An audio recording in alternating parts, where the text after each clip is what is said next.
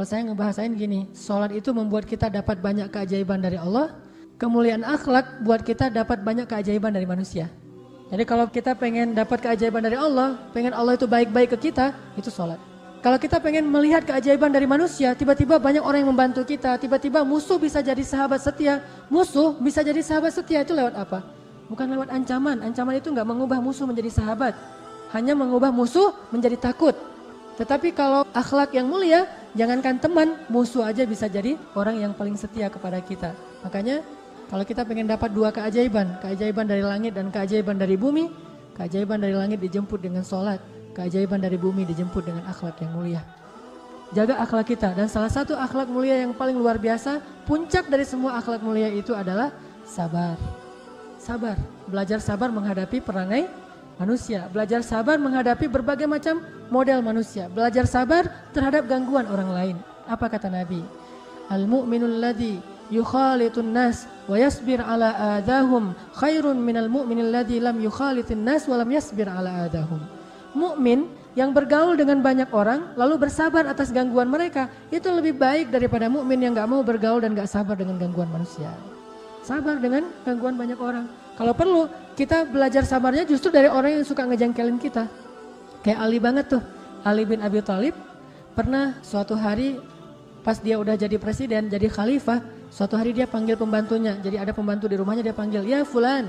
Ini panggilan untuk orang yang tidak disebutkan namanya. Ya fulan, gak ada suara. Ya fulan dipanggil sama Ali, gak ada suara. Dicari-cari, ternyata dia lagi di kamarnya, lagi berbaring sambil mengangkat kedua kakinya.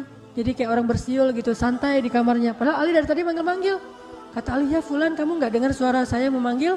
Dengar kata dia. Terus kenapa kamu gak menjawab? Sengaja, pengen tahu, marah gak gitu? Coba lihat pembantu kayak gitu tuh. Ada tuh gak pembantu kayak gitu? Pasti bakalan dikurangin gajinya atau langsung silakan kamu pulang ke kampung kan gitu kan? Ini pembantu kayak gitu banget, sama bukan sama tuan biasa, sama khalifah, presiden, bayangin. Sengaja pengen tahu marah apa enggak.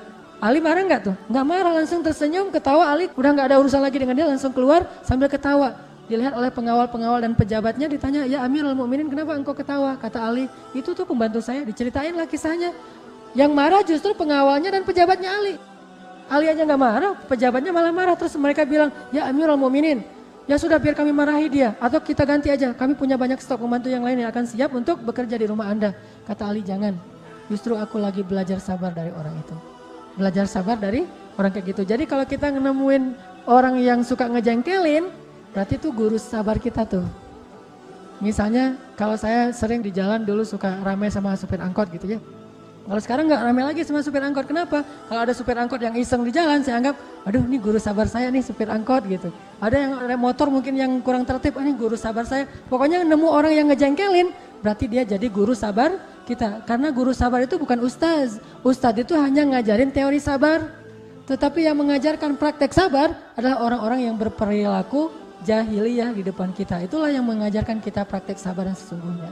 Jadi kalau nemu orang yang buat kita jengkel, buat kita bete, buat kita ilfil, berarti dia sedang mengajarkan kita tentang sabar. Niatin aja, makasih ya guru ya udah ngajarin saya sabar, gitu banget tuh. Itu luar biasa ya. Inilah yang dilakukan oleh Ali bin Abi Thalib. Gak marah langsung, justru malah beliau merasa, oh saya lagi belajar sabar dari orang itu. Sabar itu kalau kata ulama ibunya akhlak mulia. Jadi kalau kita mau akhlak mulia apapun, mulainya dari sabar. Kalau kita nggak punya sabar, kita kehilangan sebagian besar dari karakter dan akhlak-akhlak yang mulia. Mulailah dari sabar. Dalam segala urusan, apalagi dengan manusia.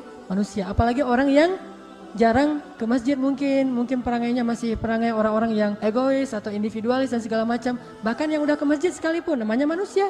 Kita pasti akan ada salah, walaupun kita udah rajin sholat, mungkin kita udah jubahan, udah sorbanan, yang namanya manusia tetap aja ada salah. Belajar sabar menghadapi mereka. Kalau kita sabar, insya Allah yang musuh pun bisa menjadi kawan sejati atau bahkan pembela kita suatu saat nanti. Ini nih yang dimiliki oleh para sahabat, dilatih 13 tahun di Mekah, sabar banget.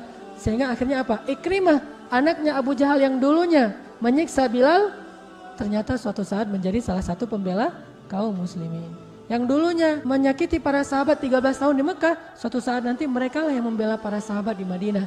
Jadi kesabaran itu adalah cara bagi Allah untuk menolong kita. Makanya disebutkan di sini wasta'inu bis-sabri was-shalah. Akhlaknya adalah sabar, ibadahnya adalah sholat. Coba fokus dua itu aja.